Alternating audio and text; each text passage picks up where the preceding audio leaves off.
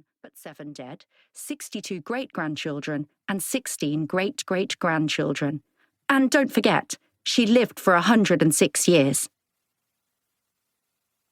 The courtyard was spacious but neglected, with weeds growing in the gaps between the chipped stone slabs. The guests were mostly sitting on small stools and benches. Some people were chatting, some were staring at their phones, and some were cracking sunflower seeds between their teeth. There was no sorrow or grief in the air just yet. Most people's expressions were indifferent. When a relative or friend has lived so long, after their death there is often a sense of detachment amongst the funeral goers. A sonar sounded, the musical instrument of choice for countryside funerals in northeast China, similar to a trumpet. High-pitched, squeaky and very noisy, like a wolf howling in a gale. It stopped after a minute or so. A tape of slow, heavy music began to play.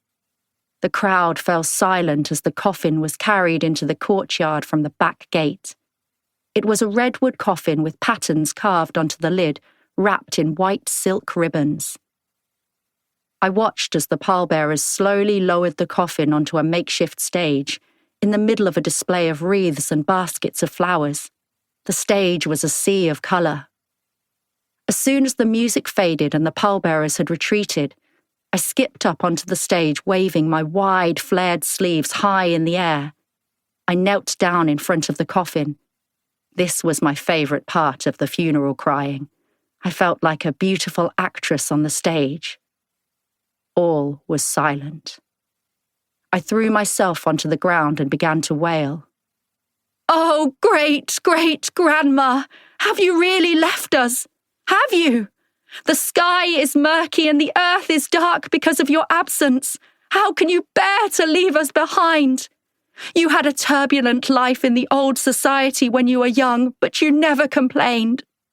In our new socialist society, you recovered from adversity thanks to the party, and you followed Chairman Mao's appeal to produce as many children as possible for our motherland, 7 altogether. Although you were not granted the official title of Heroic Mother by Chairman Mao, what you achieved in increasing the population of New China was glorious. You were survived by 2 daughters, 18 grandchildren, 62 great-grandchildren, and 16 great-great-grandchildren. Such a feat! Who could ever wish for more in this life?" I paused. No one was crying. I took a deep breath, leaned forward and slapped the floor with both palms. I repeated, "Oh, great-great-grandma, have you really left us? Have you? The sky is murky and the earth is dark because of your absence. How can you bear to leave us behind? How?" I rubbed my eyes. "Great-great-grandma, are you looking down at us from heaven?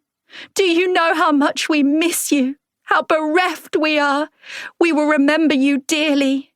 We will remember everything you did for your family and for your country.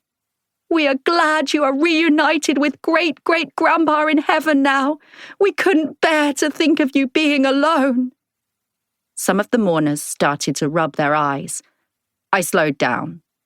"Great-great-grandma, we hope you can see our tears." Nearly everyone was crying by now, and I felt pleased and relieved. I deserved the money I was going to be paid.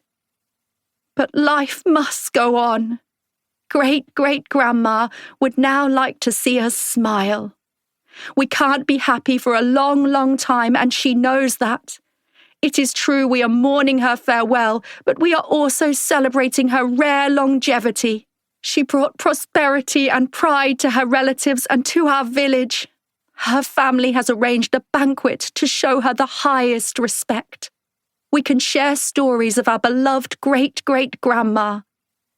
By the way, don't forget to collect your longevity china bowl before you begin eating." While everyone was still sniffing, I announced that I would sing some joyful songs to lighten the atmosphere. I didn't feel comfortable singing joyful songs at funerals, but it was the custom. The farewell belonged to the past. Life had to go on with joy and hope.